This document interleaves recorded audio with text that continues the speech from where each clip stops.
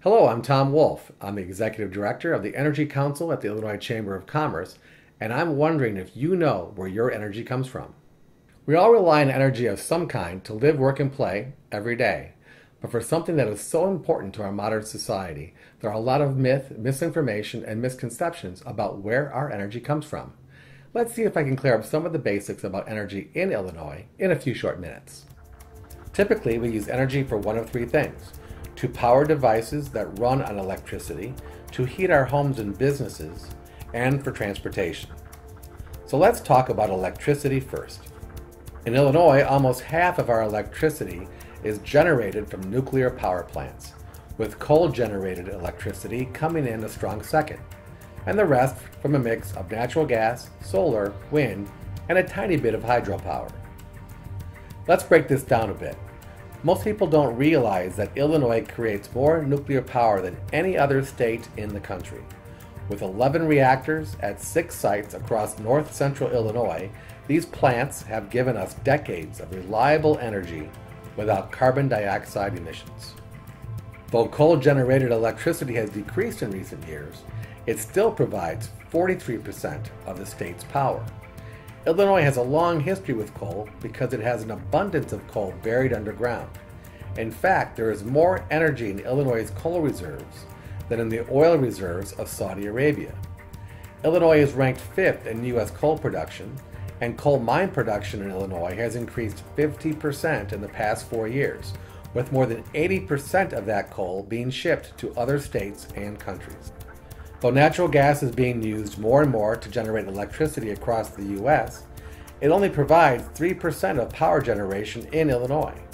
This is due to the abundance of nuclear and coal plants and the reality that Illinois exports up to 25% of its electricity to other states. So more generation capacity isn't needed yet at this point. Renewable energies are a small sliver of our current power supply, but they are growing by leaps and bounds, in part because technology is improving, and in part because the state has a goal of having 25% of its electricity generated from renewable sources by 2025. The wind industry in Illinois is the poster child for this dramatic growth. Illinois built its first wind farm in 2003, but wind energy now accounts for almost 5% of the state's generation capacity, and we're ranked 4th in the United States in overall wind generation. And don't forget about solar energy. As technology improves and prices keep coming down, solar energy is beginning to be more and more popular, especially for business owners and residents that want to save money in the long term by producing some of their own electricity. What most of these forms of electricity have in common is the need for an electrical grid to deliver the power from the producer to you, the user. One of the most amazing man-made machines ever produced, the grid is the lifeline for our daily lives, and it's in the process of getting an upgrade. Current smart grid investment in Illinois is taking the grid from the analog to the digital age. This multi-billion-dollar investment will reap huge dividends with better service, a more reliable delivery system with less frequent and shorter outages, and smart meters that will give consumers the ability to better control their electricity use and save money. What about heat? This is a bit simpler. Our state's businesses and homes are heated largely by natural gas, with a smaller percentage relying on electricity, heating oil, and propane. Since we now know where electricity comes from, let's focus on natural gas. The good news is our natural gas is homegrown. Basically, all of our natural gas comes from U.S. sources. And because of recent improvements in hydraulic fracturing technologies, America is now the world's largest producer of natural gas in the world. This boom in natural gas supply not only helps the domestic heating markets, it has also spurred manufacturing growth in the U.S., especially in industries that rely on natural gas. Last but not least, let's review our transportation fuels. It's no surprise that almost 95% of our transportation fuel comes from products refined from crude oil. Most of the remaining percentage is from ethanol, and a small sliver is from natural gas and electricity. When it comes to crude oil, let me start with a little bit of history. In 2008, the United States produced only 40% of the oil it needed and imported the rest.